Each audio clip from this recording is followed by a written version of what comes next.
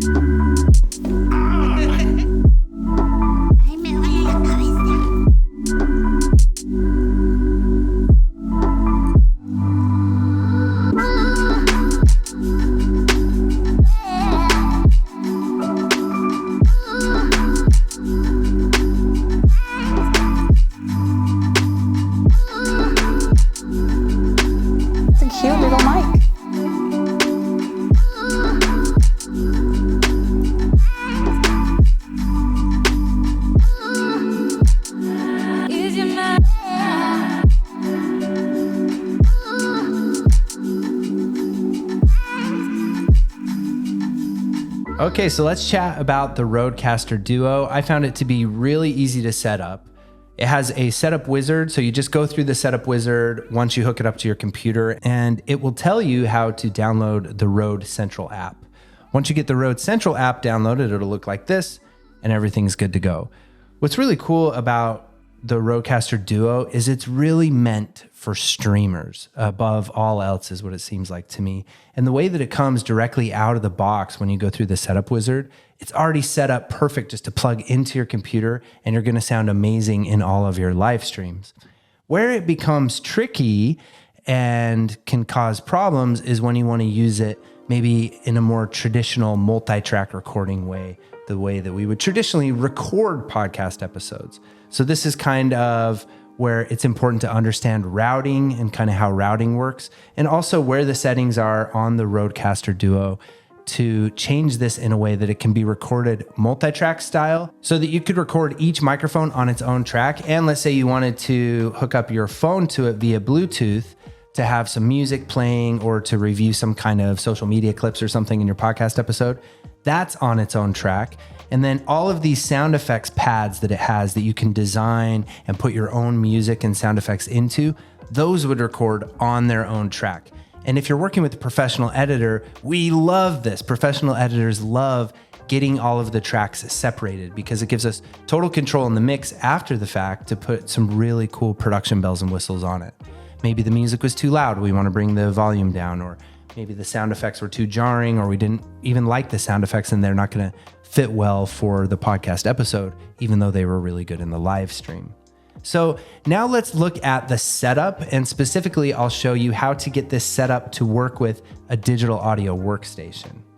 And as a reminder, we love to put ourselves through the test and be guinea pigs for you here on YouTube. And so that's what we're going to do with this podcast episode, is we are actually going to live stream and record at the same time we're live streaming. So this is how we would do it for the Content Jefe podcast. And we're going to do it with a single camera setup, and we'll get into that later in the video. But right now, let's just focus on how do we get this thing recording properly in the most professional way into a digital audio workstation so that a digital audio workstation can be recording the audio in the background while we're also streaming this awesome sounding audio using something like StreamYard, or even logging directly into Facebook to stream, or logging directly into YouTube to stream. You don't even need to have an account to a streaming service like StreamYard. And then also, as promised at the end of the video, we're going to get into what I call the active speaker view hack, using one camera but setting up 3 different shots in OBS. So make sure you stick around for that, and let's get to how to set this up. If you didn't know, Reaper FM is my go-to digital audio workstation. Time and time again, we test it every year. We put it up against Adobe Audition and Pro Tools. I think of Reaper as the most professional solution that's the best all-around DAW for podcasters and content creators, especially because it has really low CPU usage and it's really reliable. So when you're going to be plugging in a bunch of cameras to your computer and you're going to be using the Rodecaster Duo with your computer, you want your DAW to be friendly to your computer and not bog the computer down as much as possible. So in order to get the Rodecaster Duo to work with Reaper properly, we first need to adjust some settings in the Duo. So let's do that. We go to the settings wheel right here and we choose outputs from the configuration. This is also something you can do on the app itself, the Rode Central app that you have on your computer. You could do it there too, but we'll do it here actually on the Rodecaster Duo. Now we're going to select multi-track. And from here, as default, this will actually be set to off. What you'll want to do is set it to pre-fader. And then I like to also bypass the processing. So let me quickly explain the difference between pre-fader and post-fader with recording and with the USB. I will set both of these to multi-track and I will choose pre-fader. So what pre-fader means is that it's going to record the audio before this fader here, which will allow you to adjust the volume of this fader in your live stream, but those volume adjustments won't be recorded. So in that case, when you have the music playing here, you could have the music down really low and you could actually play with the volume of the music in your live stream, but the recording of the music will just be one consistent level of that music playing, which is really beautiful for your editor and post-production. So it's really cool that we can now have the Rodecaster Duo sending a stereo monitor signal to our live stream, whether it be StreamYard or, as I mentioned, just logging in live and streaming on any of the platforms. And then we can also have a separate multi-track setting going to our computer. And that's all you have to do is come in here and switch this to pre-fader. And then I like to say bypass processing. That means that it's gonna bypass all of the effects. So you'll notice right here on the board, it says effects processing. So this effects processing is the effects that come built into this board. It has EQ, compression, noise reduction, and it sounds really good. It sounds great for live streaming because you sound clean, you have that noise reduction, and you sound like a nice podcaster.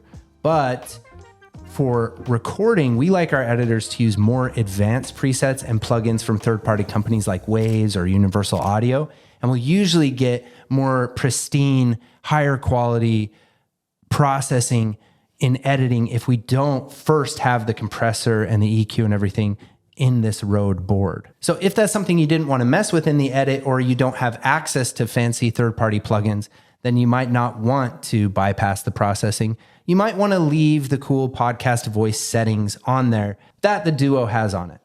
So now that we've done that, now it's important to know how the routing works and how you're going to have to set up your DAW. All of the DAWs are going to be set up very similar, and they all work very similar to Reaper.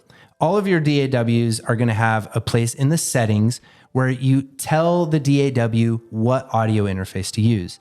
In the case of Reaper here in Reaper Preferences, we can see under Audio Device that we have Rodecaster DUO Main Multitrack. I could also choose to record my MacBook Pro microphone, but here's where obviously we would record the Duo Main Multitrack. Notice there's also this here, Rodecaster DUO Chat. This is cool because this will just give you the stereo recording of what's going on in your mixer. So this Duo Chat is really much more like that stereo send that the live stream is going to hear.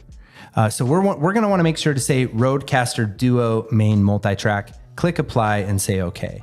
Now it's important to know which tracks all of these are applied to. So if I open up two new tracks, let's say I'm going to want me on one, Steve, and then I'm going to want Veronica's microphone on another one. My first inclination in working with other audio interfaces would be that I would be track number one and Veronica would be track number two. But actually the way that the multi-track outputs are set up, track number 1 and 2 are the stereo output of the whole performance of everything that we're hearing on the mixer. So if you set it to track 1 and 2, you're going to hear this microphone and the other microphone going through both tracks evenly. It's actually track 3 and 4. So here, when I press record and I put my track into record, I have the option under input here to select input 3. But look, there's 15 inputs that Reaper is recognizing from the Rodecaster Duo. And that are all of these buttons. So we have number 1 and 2 are a stereo input of everything that's going on in the board. Number 3 is track 1 here. Number 4 is track 2.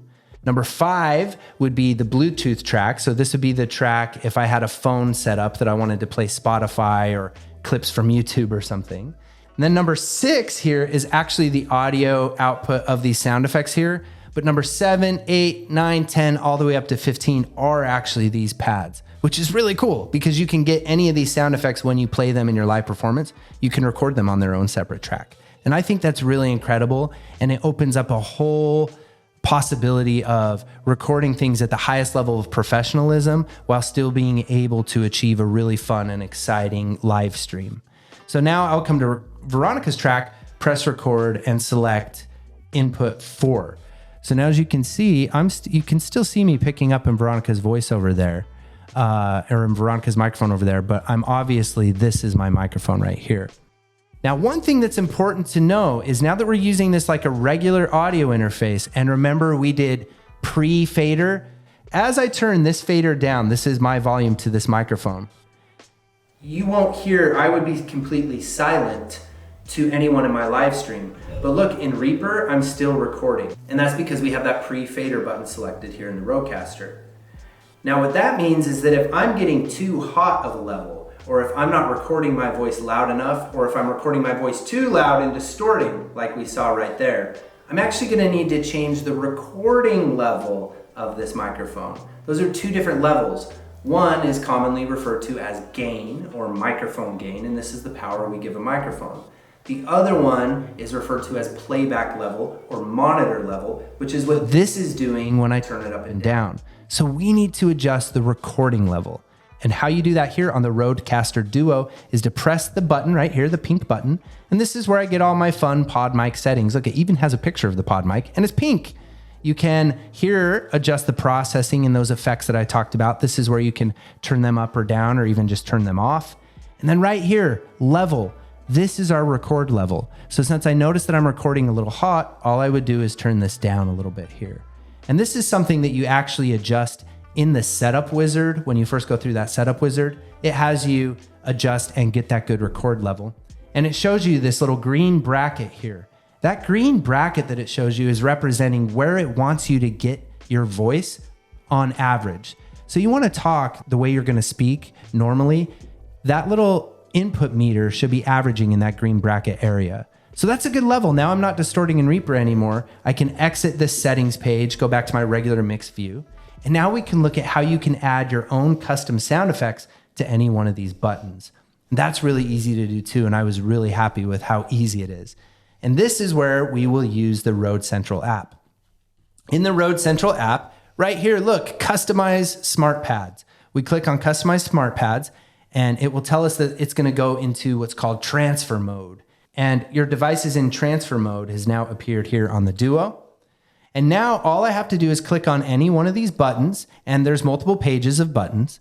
But on this first page, all I have to do is click on one of these buttons and then look, I can choose a file or I can drag and drop a file. And it's as easy as that. So I can replace this air horn file that came with the Rodecaster, and I could just drag the CJ intro sound into it, which is the intro sound for my podcast.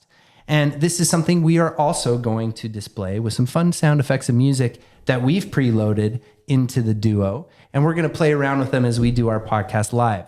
So make sure if you haven't subscribed to our podcast Content Jefe yet, that you go do that now. And you go check out the replay of the live stream that we did for you, because we put ourselves through the test and a lot of back and forth and experimenting with all of this just for you. So you can make the decision and be the judge yourself if this is some equipment that you'd like to get for your own live streaming podcast. And as a reminder, all of the links to all of this equipment, the Rodecaster Duo, the stands, the cables, the microphones, and the camera and lens that we're going to use are in the description for you below. Okay, so now for the moment of truth, Veronica. Yes, sir.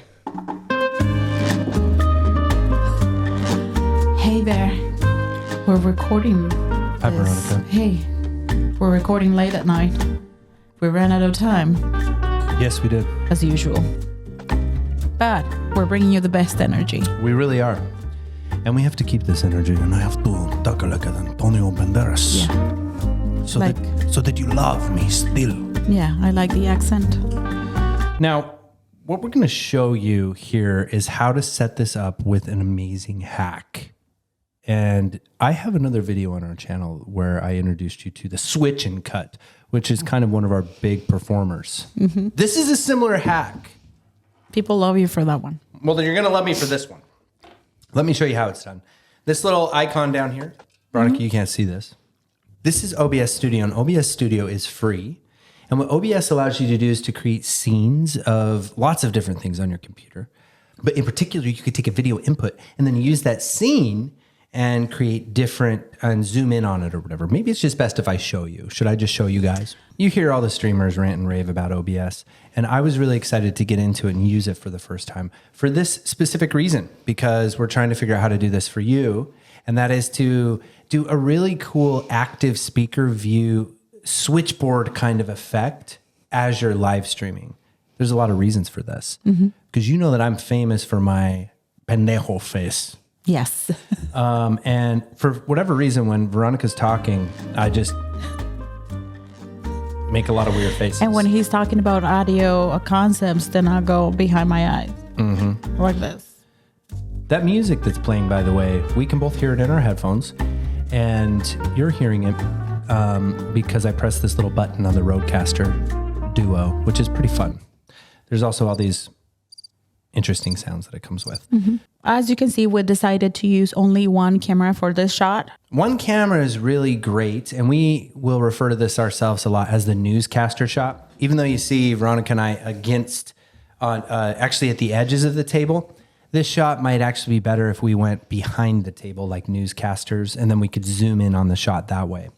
But because we're using a really wide angle lens and a wide angle shot here, the idea is that we're going to zoom in on this footage, which is why it's important to capture 4K quality footage so that when you zoom in, it doesn't become too pixelated. Yeah. Yeah. And also because this is a simple setup, I imagine setting more cameras makes the setup more complicated. Yes. And we are going to make a video very soon about a multi-camera setup so you can get really fancy. We'll use the same audio setup, but we'll use a camera switcher or the A10 Mini to switch between 3 different cameras. And that's going to be more for this kind of conversational on either side of the table, kind of Diary of a CEO or Larry King kind of interview style podcast setup, which is really great. Let's hop into OBS. So here's what OBS looks like. And this is free. You'll notice that it's already picking up the audio the way we want it to. In the audio mixer here, the power of OBS is OBS allows you to turn on what's called a virtual camera.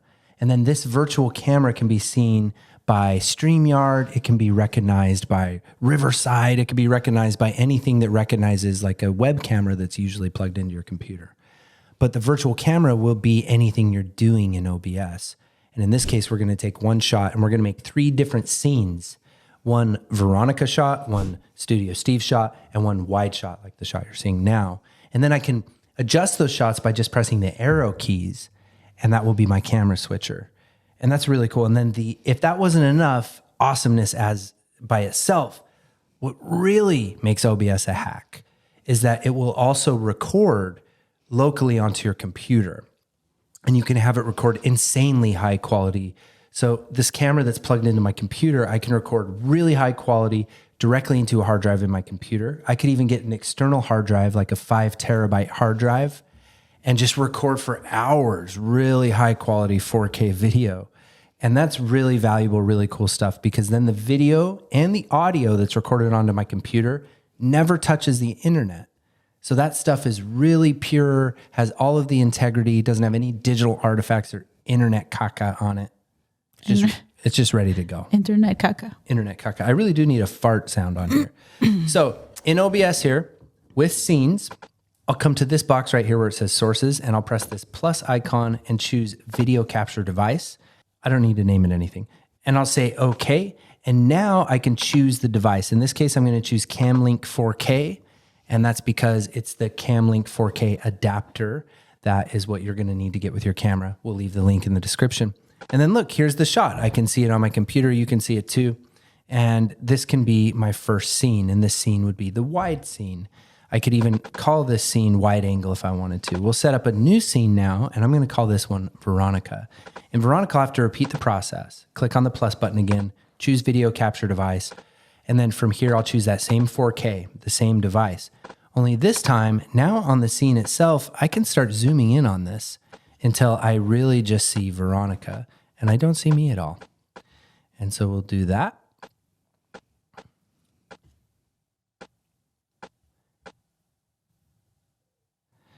Wonderful.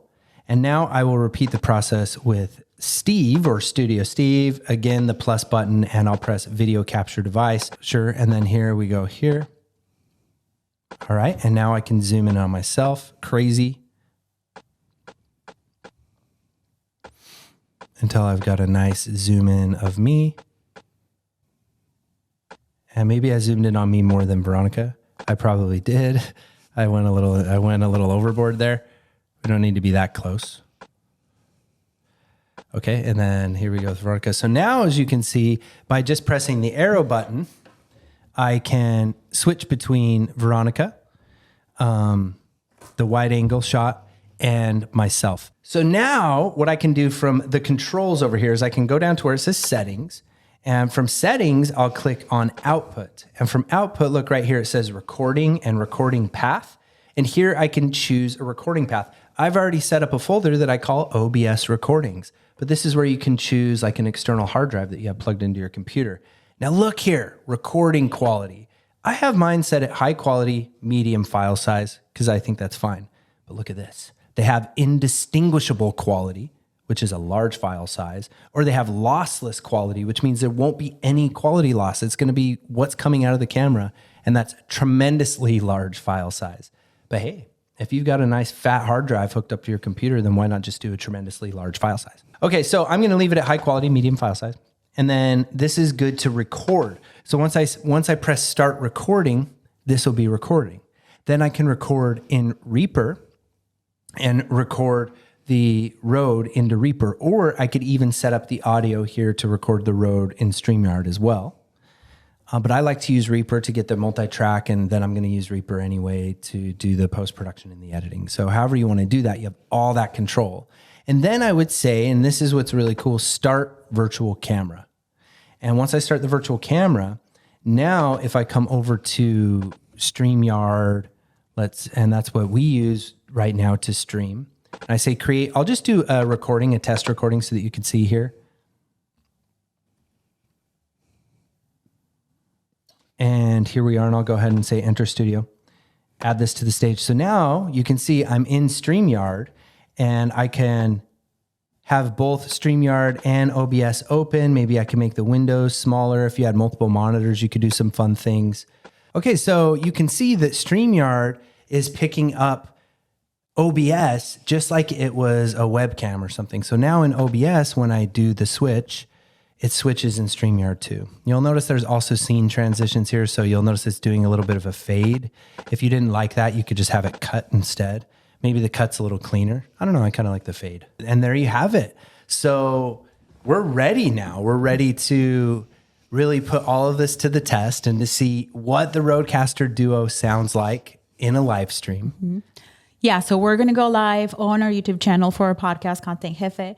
You can go check the episode so you can be the judge and see how our setup looks. And we're going to have a lot of fun with our new setup. Now, if you want to record your video podcast from 2 separate locations, we made this video right here where we show you what's the solution that we use to connect remotely and how to do it step by step and the results that you get after. Go watch it.